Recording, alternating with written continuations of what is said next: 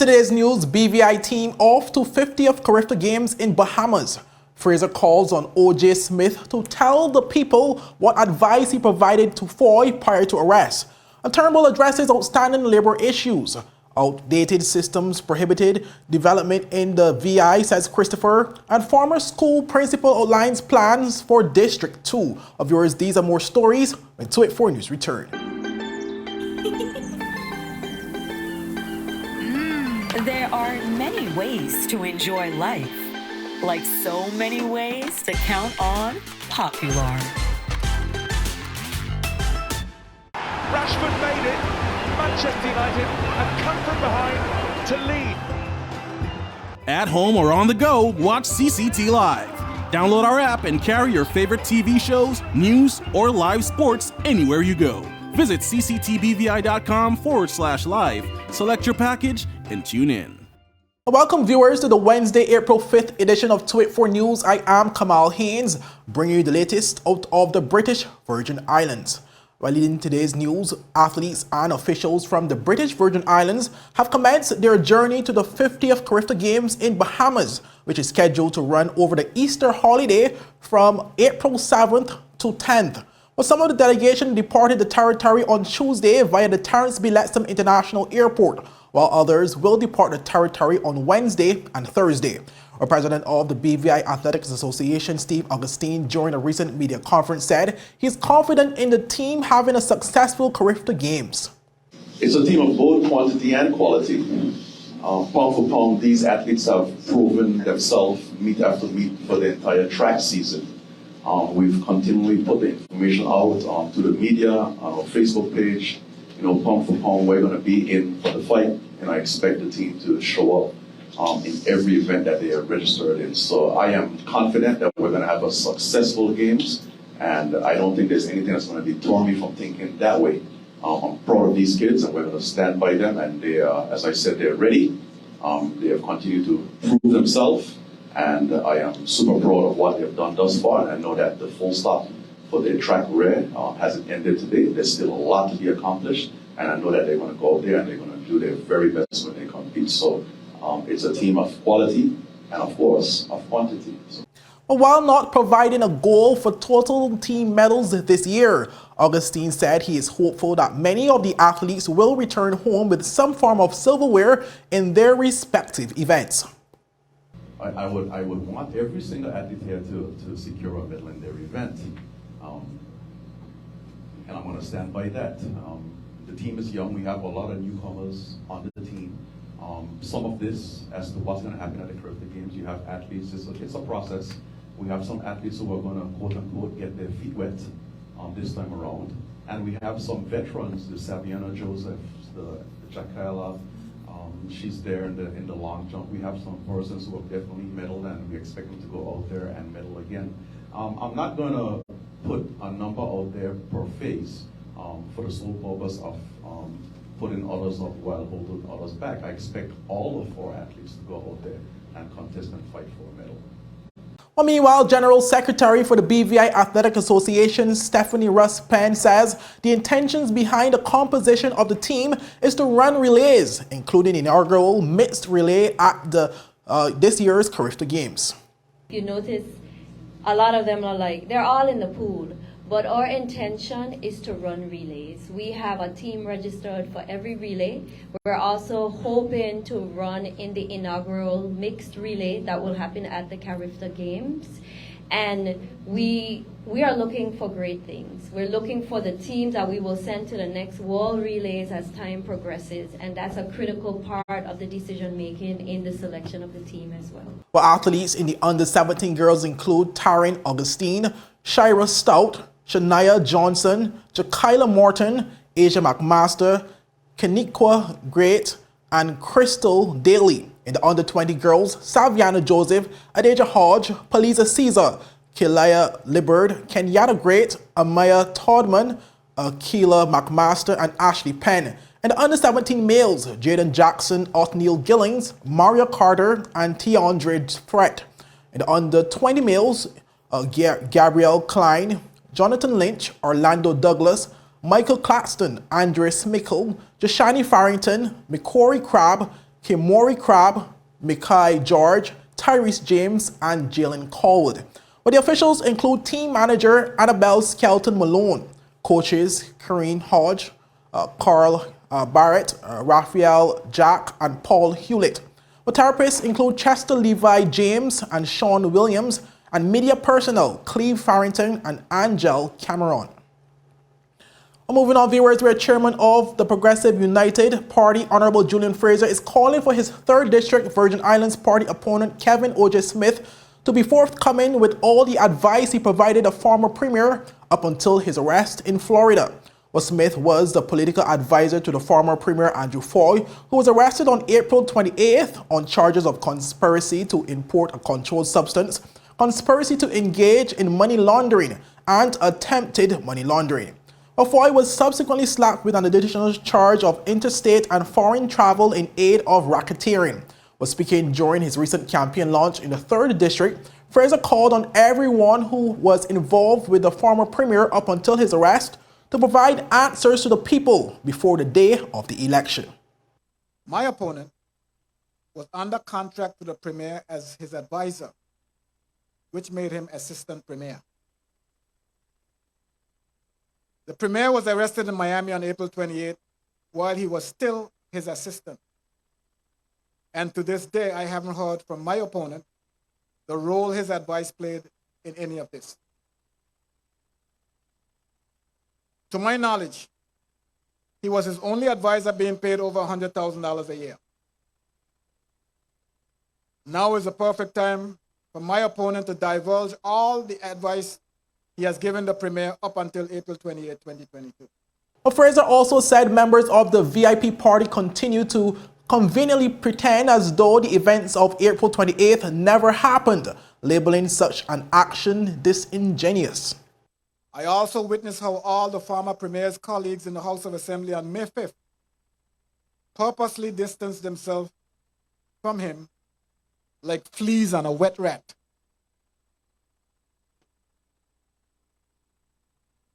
If this is the position of the VIP, then I think this is an opportune time for my opponent to take his stance. Soon I'll be talking about experience. After all, this is part of his resume. Fraser, who is vying for his 7th consecutive term in office, said that ever since Foy's arrest, the territory has been placed in a straitjacket by the United Kingdom. This is a fact of life. It happened. April 28th happened, and it changed our lives in this territory in a way that none of us saw coming.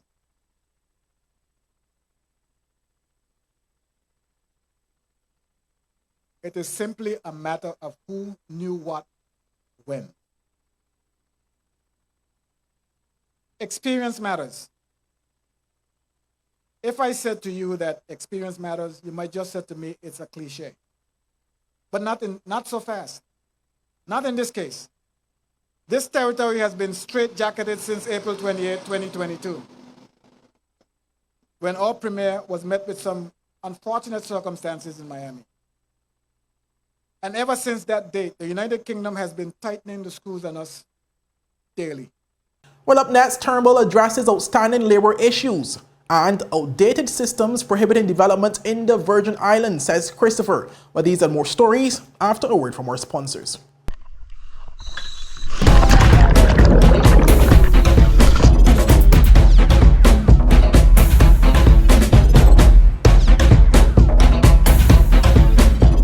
Today, I am doing coral treatments with Beyond the Reef.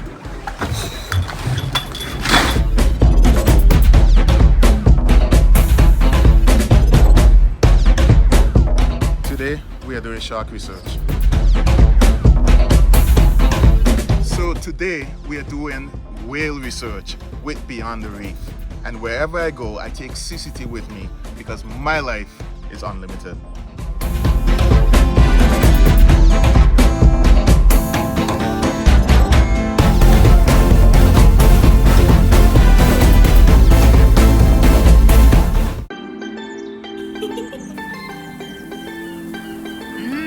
There are many ways to enjoy life.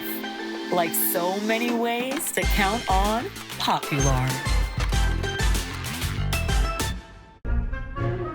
So you're saying I can ask this cat any question? The cat is connected to the computer.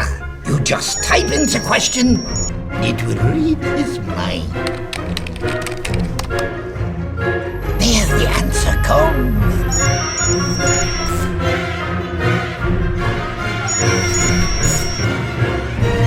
You're the man! I've been looking for this for weeks.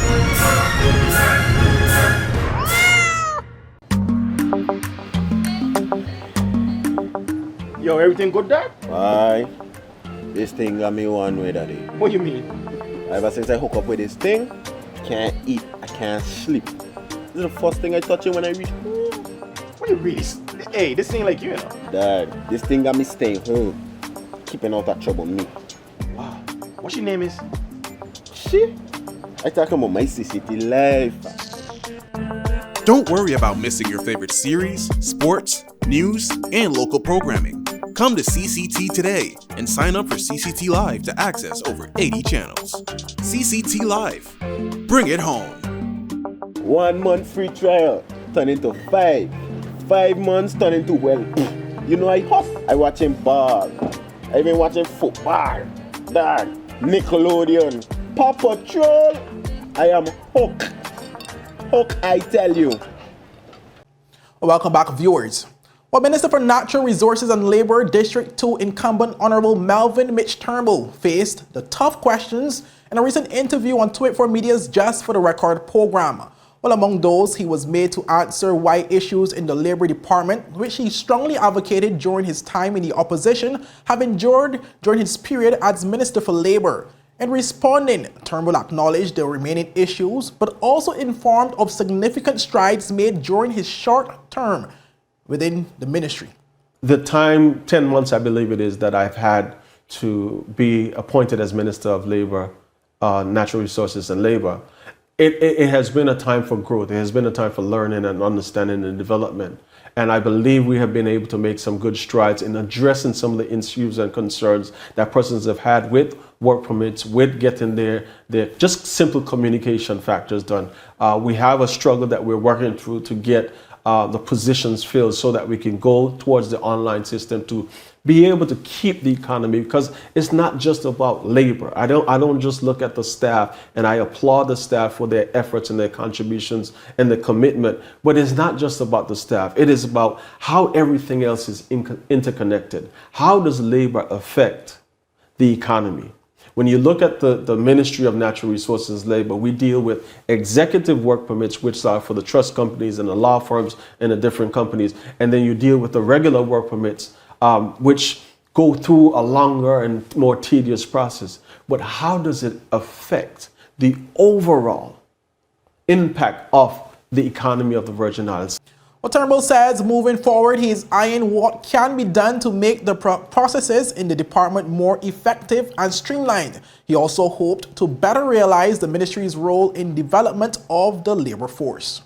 Ultimately, we're now looked at as the labor department, but the true name is supposed to be labor and workforce development. So the development aspect of it has to be materialized, where we have relationships with the employees, we have relationships with persons in the private sector, that we are forming partnerships to continue to build these sectors so that labor and the issues that you are hearing no longer become a challenge, but we're moving on to something that I know the positions that are needed. So we can speak to the Ministry of Education and we can speak to sports and see these are the positions that we need to be filled. So where our children in high school and in tertiary education at HLSCC, we know what we are in need of.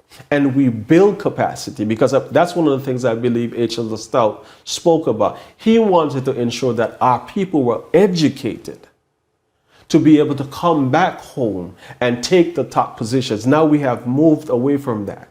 We have moved away from that vision, and it's time for us to return, because there is not a lack of bachelor's or master's or doctor's degree in this country. So now we need to give those persons, together with the persons, as I spoke about in the arts and the different forms of their creative lifestyles and entrepreneurship, give those persons the opportunity to be a part of the contribution to the development of this territory. But the full To It For Media Just For The Record interview featuring Honorable Melvin Turnbull will be released for viewing at 9 p.m. this evening on toit4media.com. Well, independent candidate for District 2, Troy Christopher, believes that a major issue facing the territory and his district by extension is a continued operation of the government systems in an outdated bureaucratic manner. Well, while present as a guest on To It For Media's Just For The Record program, Christopher said that if elected, he would make it a priority that these systems are updated. People have been wondering why we're having so much challenges within the government system itself. There's so much areas in the district that I am vying to represent, the 2nd district, from roads to no water to poor maintenance. Economic opportunities are also a big thing. The community center in Brose Bay and the one in King Garden Bay, they've been closed now for maybe close to 5 years, and I find that to be unacceptable. The clinic is also non-functional. And these challenges are some of the things that I would like to help with. I'm not someone who takes no for an answer. I've learned to be community-minded and community-oriented. And I can look at the government system and see how old it is, how bureaucratic it is. It might not be obvious to some that we've had this system now for maybe about 50 years, and it hasn't really been upgraded in a significant way. Well, he expanded on the issue by explaining that in addition to the need for technological advancement, there is a need for the staffing structures at ministries to be revisited. He added that the public service needs to grow as the population of the territory continues to increase. If the main government system is the entity that will distribute assistance, help, whatever it is throughout the community, I can look at it like a main server. And if you have an old main server that can't deliver, you have a system still with one PS with so much information coming in the ministries. We've now, we're not at a stage where our population is 10,000 anymore.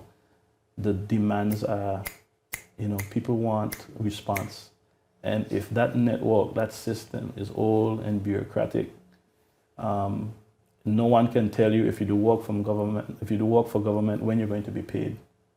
People talk about that all the time. If you send projects into the system, when will they come out?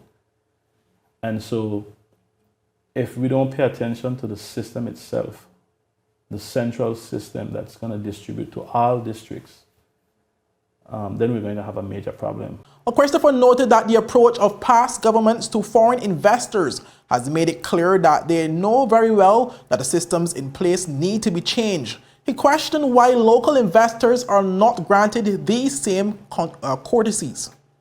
It's not good enough for me to hear politicians say that we need foreign investment or outside investment, new monies, which is true. But often it's followed by we have to create a special lane for foreign investors so that they can get past the bureaucracy of government. So it's almost like we know that the government system is bureaucratic, broken, but we're creating a special lane for foreign investors.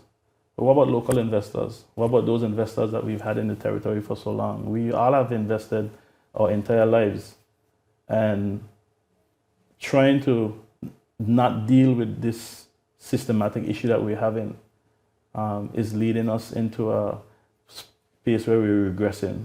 As it relates to the distribution of funds and assistance to the communities, he recognized that efforts have been made in the past, one of which included allowing district representatives greater autonomy in distributing monies. A system, he said, was also flawed as it went too far in circumventing mechanisms which would have ensured transparency. We took the view that let's give the elected officials funds so that they can respond more speedily to issues that they were having in the community. But without a proper system of accountability and transparency, that also creates an issue And so we've been trying to get around this system for some time, because if you look at constitutionally, who is responsible for this network, this government system itself, within the civil service, that falls under the governor and the deputy governor. And although we appreciate efforts that have been made, the country has grown so fast that this system can't keep up, or it hasn't been upgraded enough. It is not accountable to us. We can't hold anyone responsible if it doesn't work. And I think that we have to be able to make some changes, significant changes, so that the system can be ready for 2023, or take us through the next 50 to 100 years. It must work significantly better. Well, Christopher's full interview on Just for the Record will air tonight at 8 p.m. on 284media.com. Well, up next, former school principal outlines plans for District 2. Working machine, Shereen Flax-Charles signals change in District 2. But these stories when 284 News return. Yep, that's me. You're probably wondering how I got here. My name is Kamal Haynes. Most of you know me from 284 News, but now you get to see me in a different light on my very own show called Health is Wealth. We have Joel Turnbull. I don't want you to arch your back when you're pulling down. Milton McLean. First of all, right, your footwork. Stephen Payne. That was a 9 out of 10. I know you got the service down pat. Steve Augustine. You did a pretty hard workout today, so perhaps... And as you can see, it's actually you're feeling it. Alonzo Boynes. Taekwondo. Adam Murrows. I'll speak as if you're an absolute beginner. I am an absolute beginner. You are an absolute beginner. And Seth Graham. It bites. It will bite. Get your water, get your fruits and veggies, and experience a wealth of knowledge about getting healthy.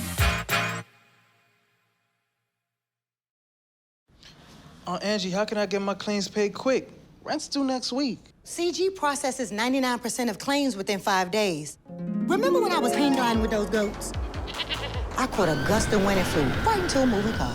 Every appendage was in the cast, and they paid fast and fairly. That's what I get for trusting a man with a mustache and an eye patch. Now I gotta go. I'm meeting the guy who bedazzled my toes. 99% of claims are processed within 5 days. CG Insurance. Good like that. Yo, everything good, Dad? Aye. This thing got me one way, Daddy. What do you mean? Ever since I hook up with this thing, I can't eat, I can't sleep. This is the first thing I touch when I reach home. What you really... Hey, this ain't like you know. Dad, this thing got me staying home.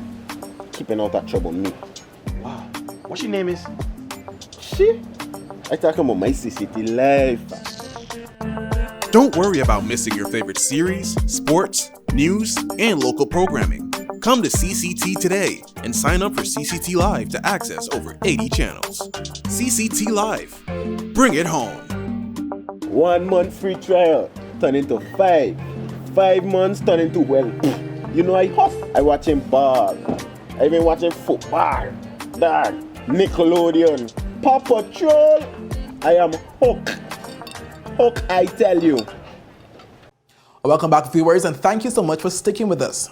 A former school principal, Marietta Flats-Headley, in a recent Just for the Record election series outlined plans for District 2 if elected.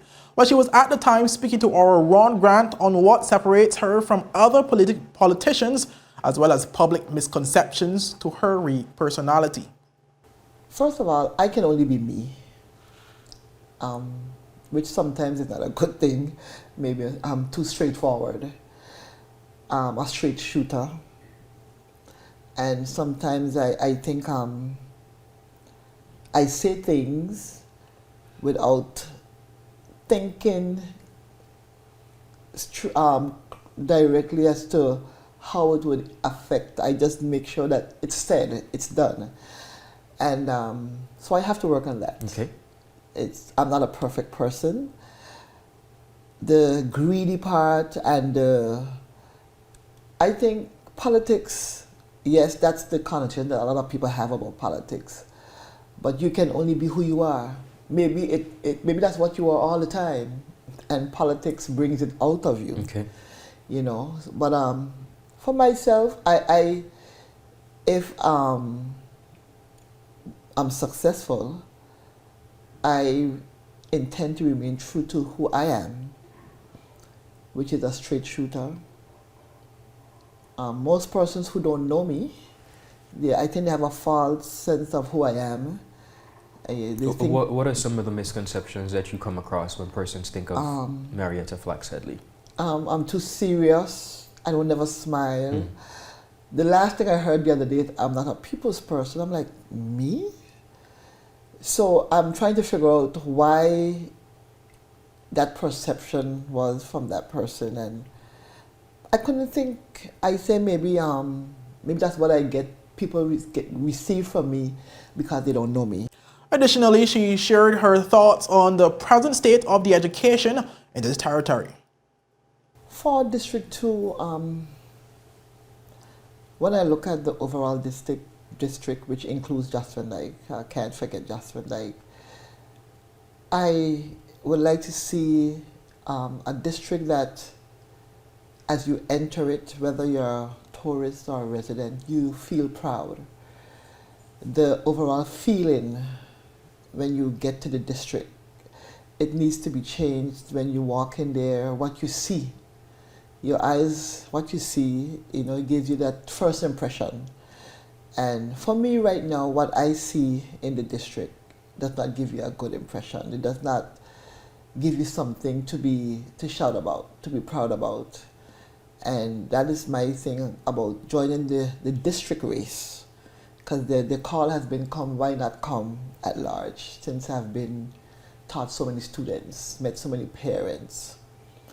But I think that doing it the district way, focusing on that area, I believe that the territory on a whole can gain from that.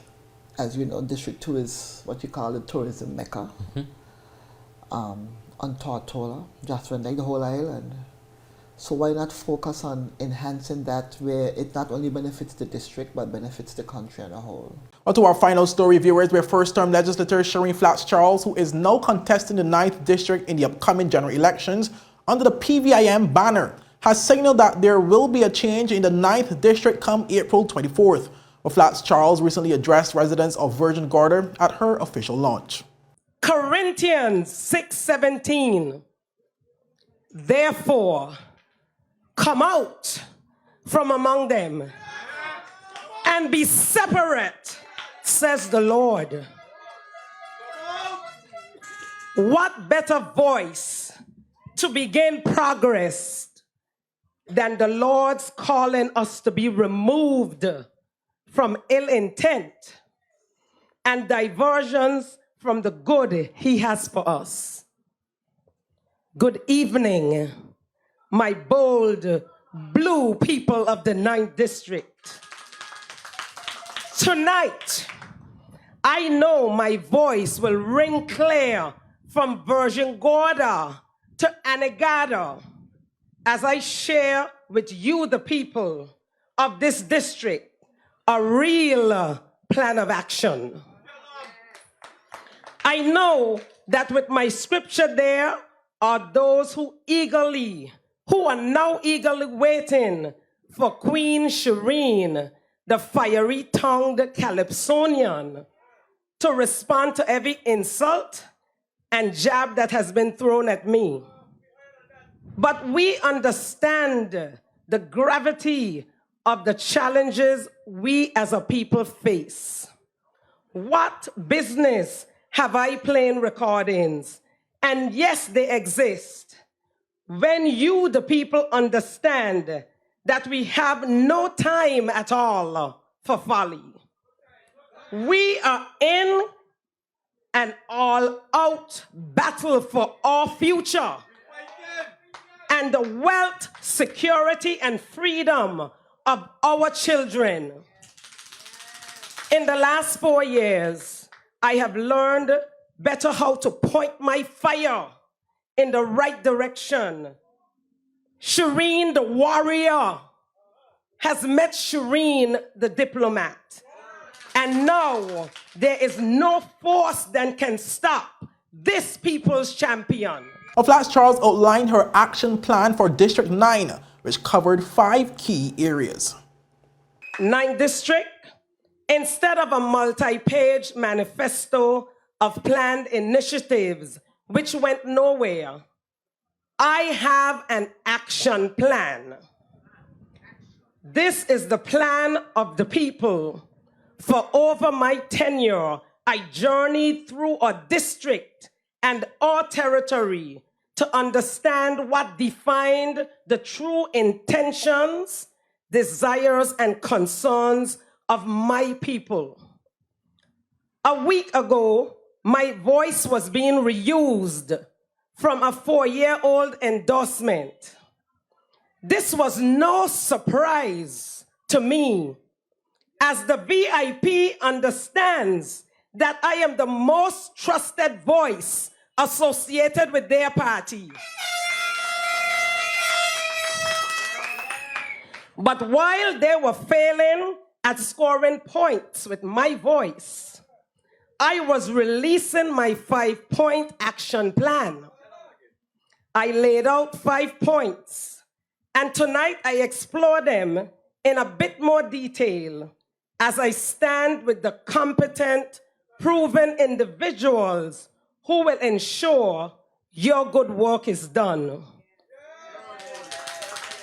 Prioritizing youth empowerment, distributing Crown lands fairly, heightening healthcare services, creating a business-friendly environment, and reforming the public service and governance. Additionally, she spoke on the importance of youth empowerment and how she plans to effectively ensure the success of youth-related initiatives. But a full series of Just for the Record can be viewed on all 284 media platforms. Well, that's it for today's news roundup. Be sure to follow us for daily news updates at 284media.com and like us on Facebook at 284media and 284BVI on Instagram and Twitter. I'm Kamal Haynes, and I'll see you again tomorrow. Have a safe and enjoyable evening. Bye-bye.